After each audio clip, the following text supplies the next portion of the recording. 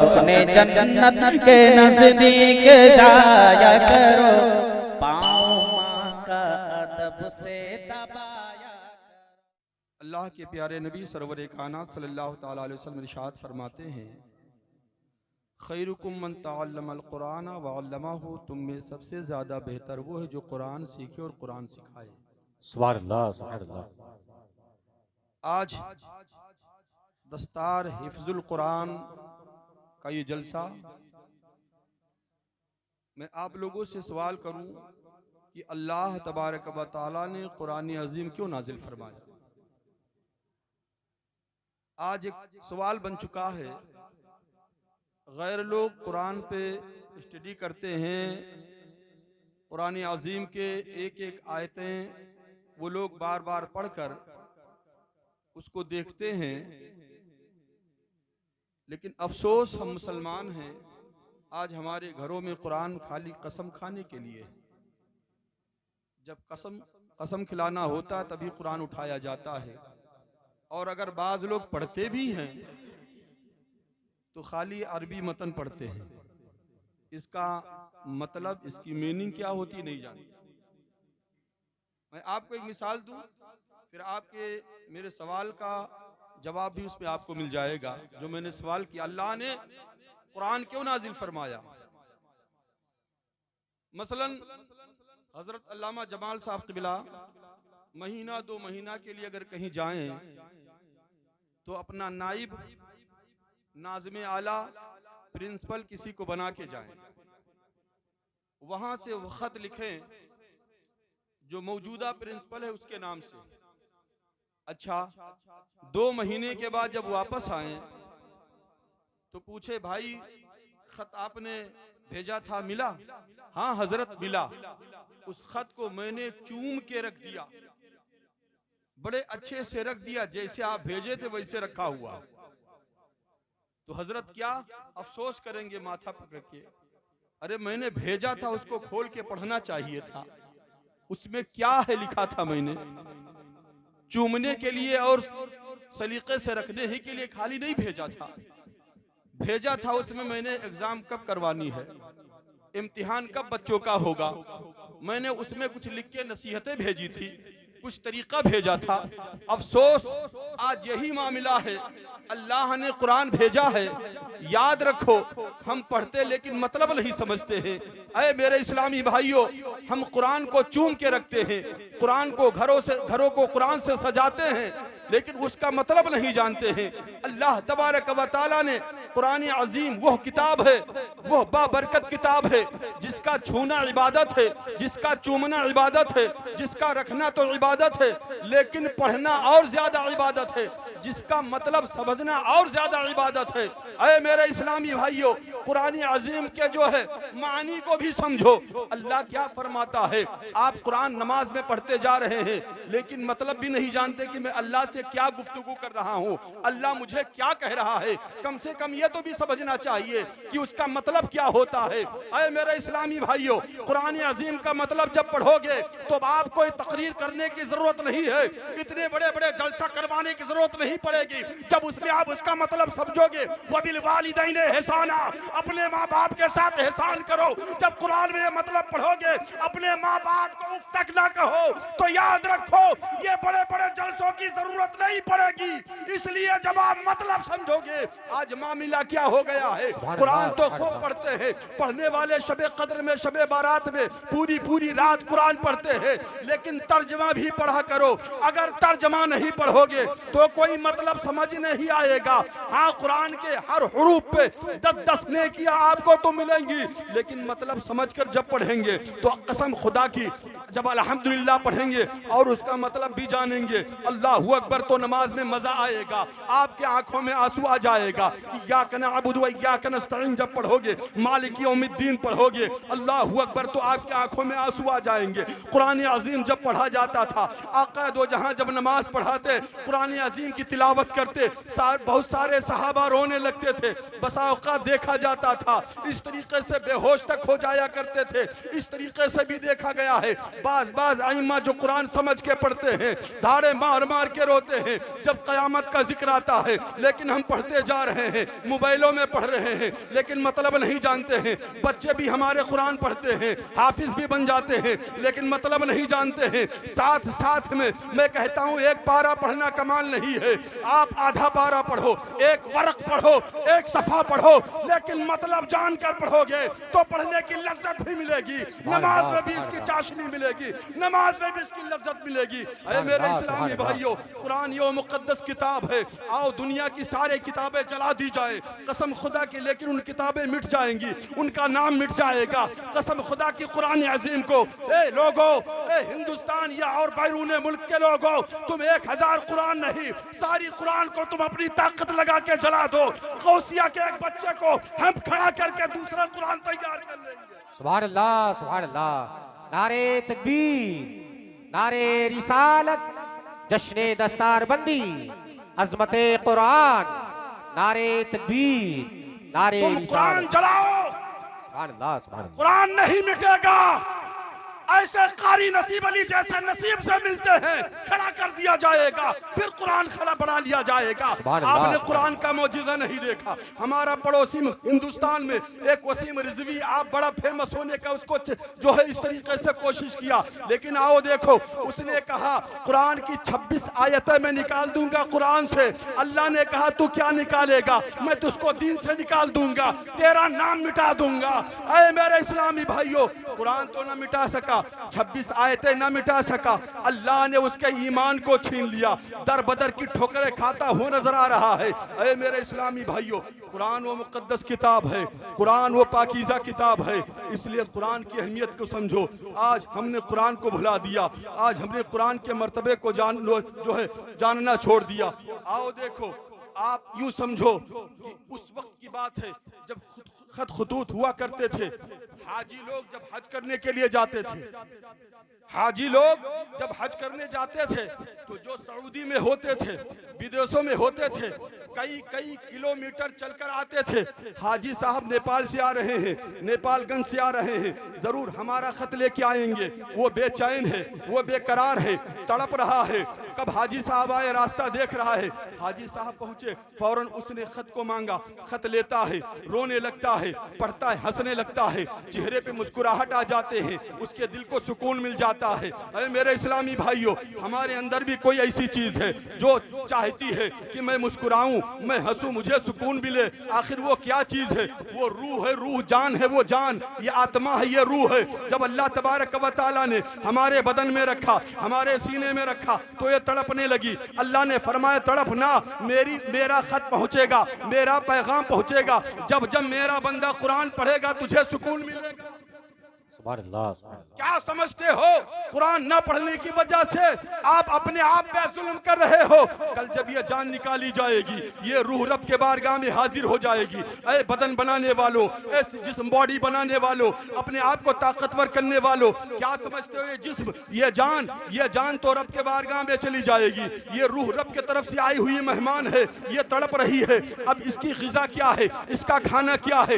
ये जान, ये रूह को सुकून कैसे मिलेगा? तो आओ देखो, जब तुम कुरान पढ़ोगे रूह को सुकून मिल जाएगी। जब आप कुरान की तिलावत करोगे जान को तस्कीन मिल जाएगी। ऐ मेरे इस्लामी भाइयों, कुरान की तिलावत करो, जब यही रूह रब के बारगाह में जाएगी, अर्ज करेगी परवरदिगार आलम, तूने जिसके जिस्म में मुझे डाला था लेकिन कुरान की तिलावत नहीं करता था। जैसे एक पिंजड़े में एक तोता जो है इधर उधर भागता है और कैद रहता है, ऐसा ही हमारे जिस्मों में हमारी रहने वाली रूह तड़प रही है, क्योंकि हम कुरान की तिलावत नहीं करते हैं। रब के बारगाह में पेशानी नहीं झुकाते हैं। आप ये जान को क्या समझते हो? जान रब के बारगाह में चली जाएगी, ये जिस्म मिट्टी में मिल जाएगा। मिनहा खलकनाकुम व फीहा नुईदुकुम व मिनहा नुखरिजुकुम तारतन उखरा। अल्लाह ने मिट्टी से बनाया है, ये हमारा बदन, हमारी बॉडी मिट्टी में मिल जाएगी। हमें मिलेगा क्या? हमारी जान, हमारी रूह रब के बारगाह में चली जाएगी। अब हमें मिलेगा क्या? अरे मेरे इस्लामी भाइयों, हमें मिलेगा अमल, हमें मिलेगी नेकिया, इसलिए वो हमारी है जो कब्र में काम आएंगी, हश्र में काम आएंगी। जिस्म तो मिट्टी में मिल जाएगी, रूह रब के बारगाह में चली जाएगी। इसलिए बॉडी बनाने वालों, अपने बिल्डर को बनाने वालों, आप जिम में जाने वालों और अपने जिस्म को संवारते हो, सरों पे चमेली का तेल लगाते हो, तरह तरह के तेल के मालिश करते हो, क्या आपने देखा है जब कब्र में बंदा जाता है 6 दिन के बाद फट जाता है, उसकी अतड़ियां बाहर निकल आती है, अतड़ियों से जब मवाद निकलते हैं, जो पानी निकलता है, अल्लाह कीड़ा फरमाता है, पैदा फरमाता है, वो कीड़े हमारे जिस्म के मवाद को खाते हैं। और सर में जो बाल है, हर बाल के रो से पीप निकलेगा, सारे बाल झड़ जाएंगे। हमारा ये बदन जिस पे आज मक्खी बैठना गवारा नहीं है, नाक पे मक्खी बैठना गवारा नहीं करते हैं, याद रखो कीड़ों मकोड़ा का मस्कन बन जाएगा। कान से घुसेगा या और दूसरे कान से निकलेगा। ये जो चेहरे पे तरह तरह के क्रीम पाउडर लगाए जाते हैं, इसको कीड़े मकोड़े नोच नोच कर खा लेंगे, आंखी की पुतलियां बह जाएंगी। ये हमारा बदन हमारे काम नहीं आएगा। काम आने वाली क्या चीज है? वो नेकियां है, वो अच्छे अमल है। आज हम नेकियां नहीं बनाते हैं, अपने बदन को तरह तरह कपड़ों से मुज़य्यन करते हैं, महंगा से महंगा कपड़ा पहनते हैं। काश की बदन को बनाने के बजाय अच्छे अमाल बताते। काश की हम अपने आप को, आज तो इंसान अकड़ के चलता है, अपने बॉडी को देखते हुए चलता है, बॉडी को दिखाने के लिए जगह जगह पैंट को फाड़ के चलता है ताकि हमारा बॉडी दिखाई दे, हमारा बदन दिखाई दे। अरे मेरे इस्लामी भाइयों, ये बॉडी काम आने वाली नहीं है। अकड़ कर चलने वालों और अपने जमीनों मकान को मालिक बनकर और अकड़ते हो, जमीनों जायदाद को पाकर अकड़ते हो, दौलत को पाकर अकड़ते हो। ये जमीनों जायदाद के मालिक क्या बनोगे? हम अपने बदन के मालिक नहीं है। मकान के मालिक क्या बनेंगे? जमीन के मालिक क्या बनेंगे? अपने बदन के मालिक नहीं है। अगर तुम अपने बॉडी के मालिक हो तो तुम्हारे बदन में शुगर क्यों है? तुम्हारे बदन में प्रेशर क्यों है? तुम्हारा सर दर्द क्यों होता है? तुम्हारे अंदर बुखार क्यों आ गया? निकाल दो बुखार को कि मैं अपने बदन का मालिक हूँ। मेरे अंदर बगैर इजाजत के क्यों आ गया? इससे पता चला हम अपने बदन के भी मालिक नहीं है। बेशक बेशक, अपने बॉडी के भी मालिक नहीं है, खाली कहने की बात है। हम इतने बड़े मकान के मालिक हैं। अरे मेरे इस्लामी भाइयों, चंद रोजा जिंदगी है। हजरत अली रज़ी अल्लाह तआला अन्हु कब्रिस्तान के करीब से गुजरे। कब्र वालों से कहा क्या हाल है, क्या हाल है? कहा हुजूर हमारा हाल क्या पूछते हो, अपना बताइए। जो हमारे बगैर हमारे दोस्त खाना नहीं खाते थे, हमारे बगैर उनको सुकून नहीं मिलता था, वो हमारे दोस्त कैसे हैं? हजरत अली फरमाते हैं तुम्हारे मरने के बाद तुम्हारे दोस्तों ने दूसरे दोस्त बना लिए। कहा हमारे बच्चों का क्या हाल है? तुम्हारे मरने के बाद फिर वो घर उसी तरीके से खुशहाल है, हंसते हैं, खेलते हैं, मोबाइल देखते हैं और घरों में पार्टीशन खड़ा कर दिया है, घरों को कई हिस्सों में बांट दिया है। अल्लाहु अकबर। फिर वो लोग कहते हैं हमारी बीवी जो हमारी शरीक हयात हुआ करती थी, क्या हमारे बगैर रोती है हर वक्त? क्या खाना नहीं खाती है? क्या रात भर सोती नहीं है? हजरत अली फरमाते हैं तुम्हारे मरने के बाद तुम्हारी बीवियों ने दूसरी शादी कर ली। चंद रोजा जिंदगी है, कुछ लेके नहीं जाओगे, हमारा जिस्म काम नहीं आएगा, अच्छे अमाल काम आएंगे। गरीबों को न सताओ, वला तमशी फिल अर्दी मरहा, जमीन पे अकड़ के न चलो। हजरत अली फरमाते हैं जिस बाजार में तू अकड़ के चलता है तुझे नहीं पता कि इसी पे तेरा कफन भी बिक रहा है, तेरा कफन भी बिक रहा है। लिहाजा मेरे इस्लामी भाइयों, मेरे दोस्तों, चंद रोजा जिंदगी है, एक दूसरे से देखकर हसद जलन न किया करो।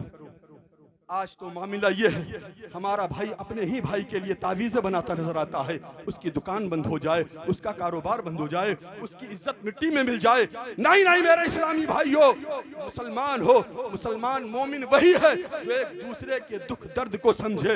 अफसोस आज मुसलमानों की हालत है। क्या वो लोग, आज हमारे नौजवान कितने बिगड़े नजर आ रहे हैं, 1-1 बजे तक पबजी गेम फ्री फायर में लगे हुए हैं, मोबाइल को देख रहे हैं, गाना सुन रहे हैं और कानों में ईयरफोन लगाए हुए गाना सुनते हैं, गाड़ियों से चलते हैं। कसम खुदा की कहीं ऐसे वक्त में मौत आ जाए जो गाना सुनते सुनते तुमको मौत आ गई तो बताओ तुम्हारा क्या हाल होगा। इसलिए नाते रसूल सुना करो, कुरान की तिलावतें सुना करो, तकरीर बयाना सुना करो। अरे मेरे इस्लामी भाइयों, आपके सामने फिलिस्तीन है, फिलिस्तीन को आपने नहीं देखा। जब एक शख्स गया और जाने के बाद कहता है, एक सिहाफी कहता है, एक पत्रकार कहता है, रमजान शरीफ का महीना चल रहा है, 56 मुमालिक तो अपने बच्चों के लिए नए नए कपड़े तलाश कर रहे हैं, नए नए कपड़े ले रहे हैं, तुम्हारी ईद कैसे होगी? तो वहां के एक शख्स ने कहा, ऐ सिहाफी, लोग अपने बच्चों के पैर के जूते का नंबर तलाश करते हैं, हम मलबे में दबे हुए अपने बच्चों का पैर तलाश करते हैं। दाहिना पैर मिला है कि बाया पैर मिला है?